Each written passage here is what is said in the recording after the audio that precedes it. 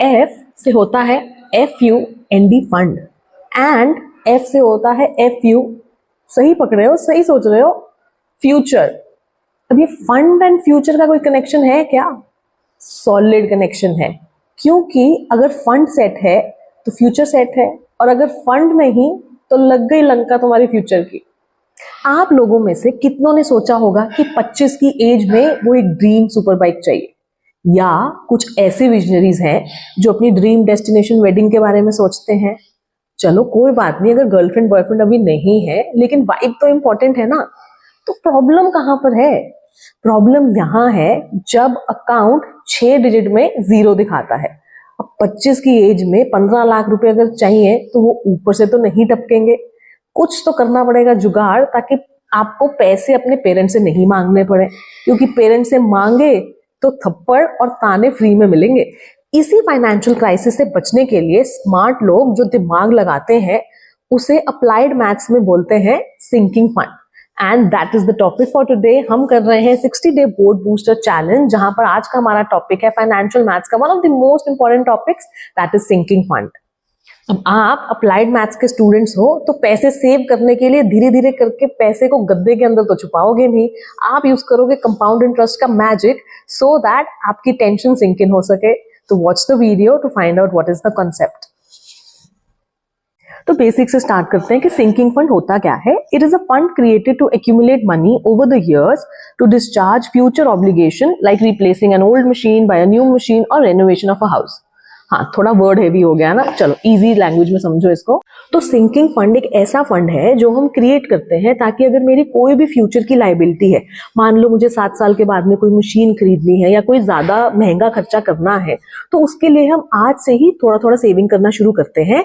उसके लिए हम रेगुलर पेमेंट्स करते हैं ताकि जो अमाउंट मुझे 10 साल बाद या 15 साल बाद चाहिए उस टाइम पर मुझे वो अवेलेबल हो।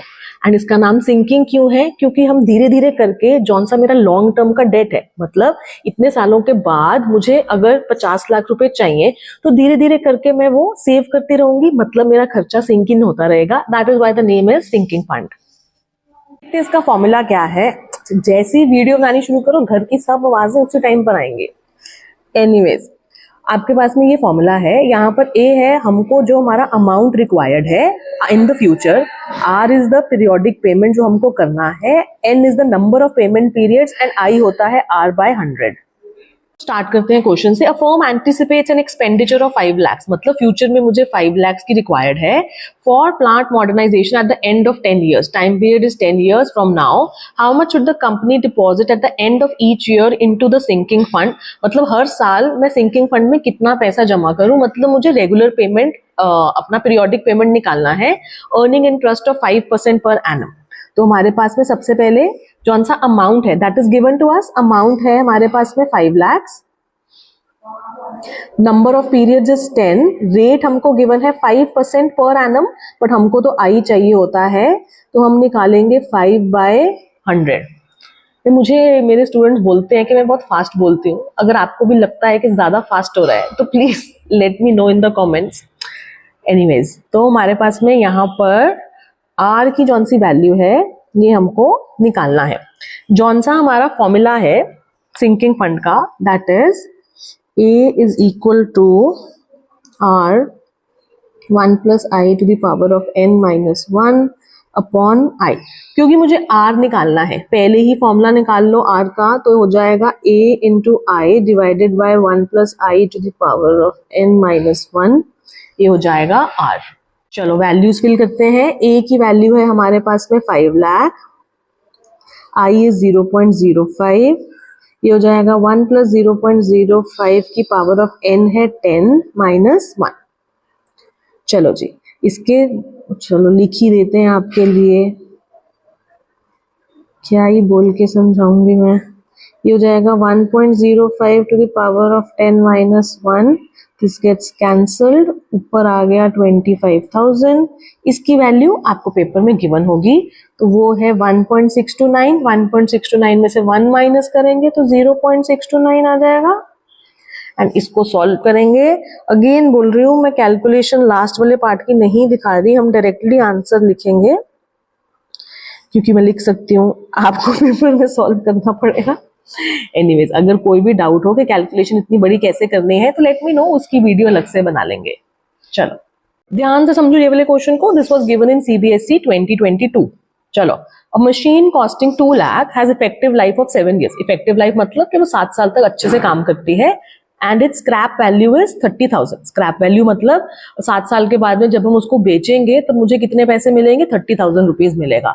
What amount should the company put into a sinking fund earning 5% per annum so that it can replace the machine after its useful life and assuming that the new machine will cost 3 lakh after 7 years। ध्यान से समझो, देखो, machine costing 2 lakh मतलब आज एक machine है मेरे पास में, उसकी कॉस्ट 2 लाख रुपए है। 7 साल के बाद में जब मैं उसको बेचूंगी तो मुझे मिलेगा 30,000 रुपए। उसको बेच के मुझे आ गया 30,000 रुपए। लेकिन उस 7 साल के बाद में मुझे एक और मशीन खरीदनी पड़ेगी क्योंकि वो तो खराब हो गई है।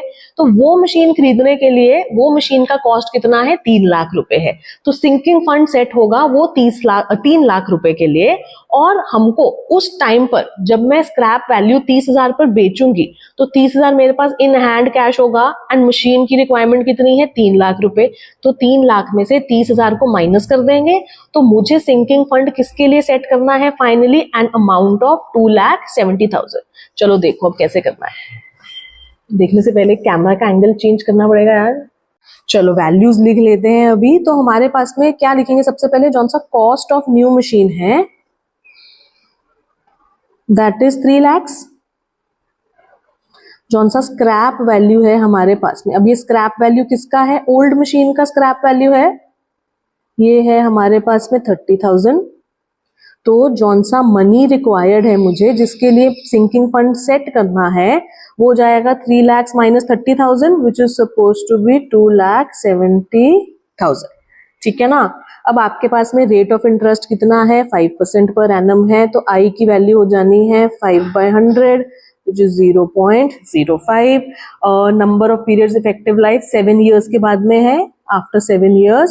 तो एन की वैल्यू कितनी है? 7। निकालना क्या है मुझे? रेगुलर पेमेंट निकालना है क्योंकि जो मनी रिक्वायर्ड है वो तो मेरा हो जाना है ए। के बाद क्या है? तो पिछले क्वेश्चन जैसा हो गया। फॉर्मूला लिखो, ए की वैल्यू है आर 1 + i की power of n minus 1/i।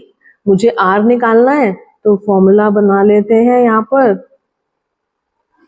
ये बन गया r का फॉर्मूला। a जौन सा है वो है 2,70,000। i की वैल्यू है 0.05। ये हो जाएगा 1.05 पावर 7 एंड ये -1। ये हो गया r।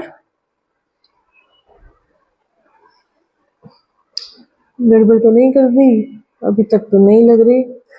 चलो यहाँ पर इसकी वैल्यू गिवन है 1.407 में से 1 माइनस करेंगे तो रह जाना है 0.407। इसको आप सॉल्व करेंगे। सॉल्व करके जो आपके पास में वैल्यू आएगी that will be 13500 divided by this. ओहो सॉरी, ध्यान नहीं रहता कभी कभी, एंगल शिफ्ट हो गया। खैर हाँ जी, ये आ गया हमारा आंसर यहाँ पर। अगर आपको लग रहा है कि आपने सारे सिंकिंग फंड के क्वेश्चन कर लिए, अब वीडियो बंद कर देते हैं, ऐसा नहीं है। अगला क्वेश्चन जो सा है वो आपके इस साल के सैंपल पेपर में गिवन है, तो वो बहुत ज्यादा इंपॉर्टेंट है एंड मुझे लगता है कि उसी तरह का क्वेश्चन पेपर में आ सकता है। अब ये क्वेश्चन इस साल के सैंपल पेपर में गिवन है, ध्यान से, सिर्फ एक ही पॉइंट का डिफरेंस है, बाकी तो इजी है यार। A company purchases a machine for ₹50,000. The machine is expected to be used for 8 years and its scrap value at the end of its period is estimated to be 6,000। मतलब आज एक company ने एक machine खरीदी है 50,000 की, 8 साल तक वो चलेगी एंड 8 साल के बाद जब उसको बेचेंगे तो कितना ही रुपए मिलेंगे? 6,000 रुपए मिलेंगे। अब हमको एक सिंकिंग फंड सेटअप करना है for replacing the machine with the new one after 8 years, जिसकी कॉस्ट है 30% more than the current machine. मतलब आज की मशीन अगर 50,000 कॉस्ट कर रही है, न्यू मशीन की कॉस्ट कितनी होने वाली है? 30% more than 50,000।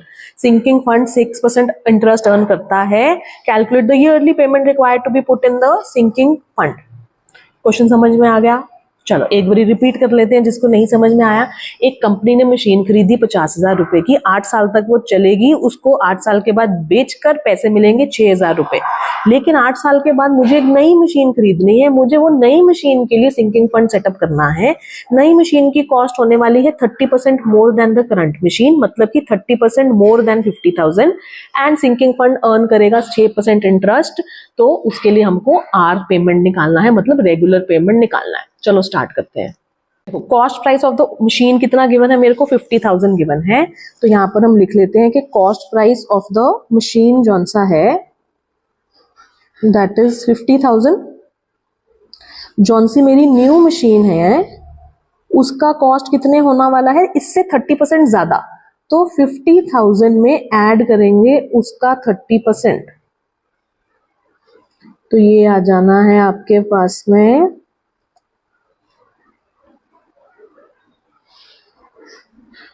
This will come out to be 65,000।